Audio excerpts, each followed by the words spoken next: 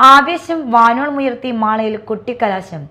6 മണിക്ക് അവസാനിപ്പിക്കേണ്ട പരസ്യപ്രചാരണത്തിന് വീര്യമേറ്റാൻ 4 മണിക്ക് തന്നെ രാഷ്ട്രീയ പാർട്ടി അണികൾ നേതാക്കളോടൊപ്പം മാള ജംഗ്ഷനിൽ ഇടം പിടിച്ചു.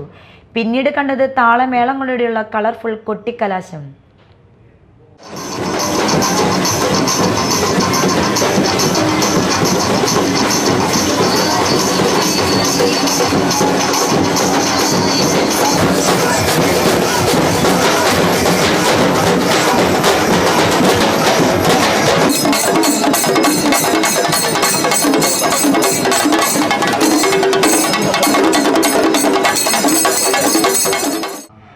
നാലു മണിയോടെ തന്നെ മാളയിൽ കൊട്ടിക്കലാശത്തിന് പാർട്ടിക്കാരെത്തി.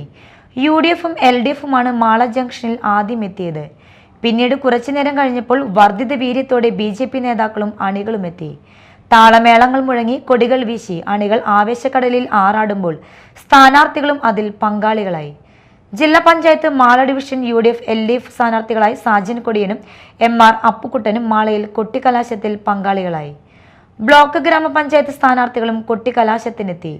മാള പോലീസ് നൽകിയ നിർദ്ദേശങ്ങൾ അനുസരിച്ചുകൊണ്ടാണ് രാഷ്ട്രീയ പാർട്ടി പ്രതിനിധികൾ കൊട്ടിക്കലാശം അവസാനിപ്പിച്ചത്. അന്നമനടയിലും കുഴൂരിലും കൊട്ടിക്കലാശം നടന്നിരുന്നു. തദ്ദേശപ്പോര് മൂർധന്യത്തിലായിരുന്നു ഇവിടങ്ങളിലും. തദ്ദേശപ്പോരിന്റെ പ്രചാരണ പെരുമയാണ് രാഷ്ട്രീയ പാർട്ടികൾ കൊട്ടിക്കലാശത്തെ കാലങ്ങളായി കൊണ്ടാടുന്നത്.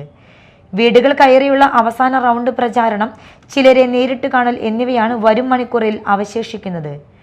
Media time, Mala.